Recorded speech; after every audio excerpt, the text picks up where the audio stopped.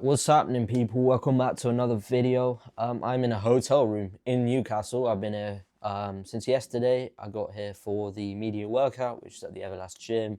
Filmed a bit of content there. But this breaking news came out yesterday. I was going to do a video yesterday, but I had a bunch of other things to do. Done those, and wanted to talk quickly about my thoughts on the fight.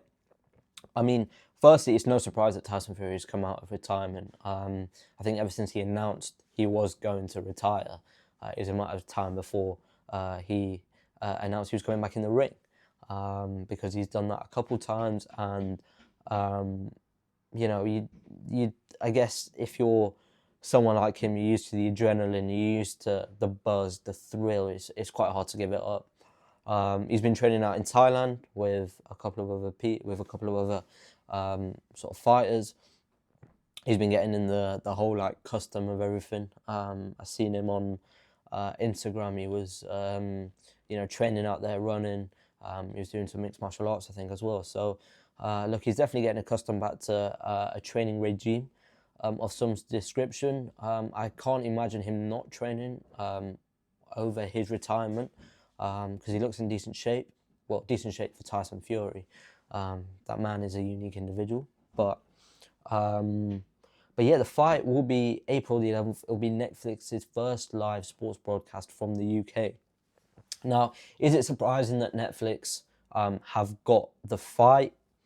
I was initially quite surprised. I thought DAZN would have made a big play, but I guess they can't compete with the likes of Netflix, right? And it seems like with Turkey, he's wanting to work with a load of different operators. He's working with DAZN. He's obviously got the Paramount deal with Zuffa Boxing. He's done a couple shows on Netflix. Yeah, Canelo Crawford. He's obviously done some with DAZN as well. So, and he signed that partnership agreement with Boxer and the BBC. So, he's sort of become a figurehead and sort of like an all-encompassing promoter, working with. He's not even a promoter. He's like an events organizer. I won't be surprised if he works with this new promotional outfit as well, IVB Boxing. They've said that they want to work with, IVB have said they want to work with as many people as possible. They've already worked with Turkey through that Times Square event in New York. So, look, Turkey is he's working with everyone. He's working with everyone. And I guess it's good in the sense that it's keeping everyone on their toes, you know.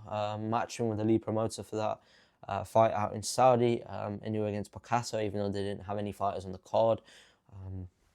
So look, he's open to working with anyone. One thing I did find surprising is that Queensberry Promotions weren't mentioned on any of the press releases. I thought that was quite strange, considering that is his promoter. But make of that what you will. In terms of Netflix having it, I guess it does make sense in the sense that, you know, that they do want. It seems like they're, and I've spoken about this on the channel, but it seems like they do want to acquire the rights for select fights, you know, like they did with Canelo Crawford, that they do want to stage those big events. They've done some things in the past with tennis. Of course, they did Canelo Crawford. It seems like they want to become the sort of the place, as in, like, you got to have a Netflix subscription, right? Like, it'll be crazy if you don't have a Netflix subscription, because, you know, all the biggest fights, all the biggest events will be on there alongside your movies, your TV shows, etc. Now, so I guess it's not surprising from that standpoint. But also you've got, I guess, where does that leave DAZN? They've invested heavily in the sport. You know, they got fighter contracts with loads of different promotions. I guess now more than ever, it's quite important that they keep that agreement with Matchroom, because Matchroom are signed exclusively to DAZN. So you know, it's paramount for them that they get that over the line, and that, you know, they continue that working relationship, because you know, I mean, nothing's guaranteed anymore. And one thing I wanted to mention as well is that it's quite good for the consumer, right? Because Netflix has 325 million subscribers. I think DAZN has about 60 million. So that's what, like 270 million more than more than DAZN. So those people are going to have the subscription. They don't have to pay it at any extra cost. And I can only imagine the amount of people that are going to sign up for a Netflix subscription now. Talking of which, Netflix did that TV series, didn't they, with At Home with the Tyson Furies. I think they've got another one as well. So part of me thinks that, this might have been an agreement whereby with Netflix and Tyson Fury, whereby Netflix have that TV series At Home with the Furies, but then they also, maybe have first dibs on airing a Tyson Fury fight to sort of create a mutually beneficial relationship. Because there's no doubt that TV series At Home with the Furies was a big hit on Netflix. It must have driven a lot of subscribers.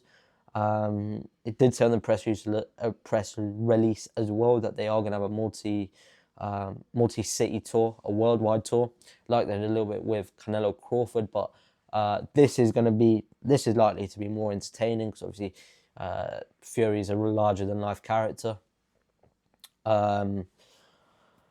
So be interesting. It's an interesting schedule put out. Let's say a lot of things moving, and I think as well, like with the heavyweight division, as soon as one fight gets made, that's it hopefully springballs into 3, 4, 5 and fights being made down the line, because there has been a bit of inactivity in the division. But anyway, guys, thank you so much for watching. I'll leave it there. Nice, short and sweet. Make sure you don't forget to like, comment, and subscribe. I'll see you in the next one.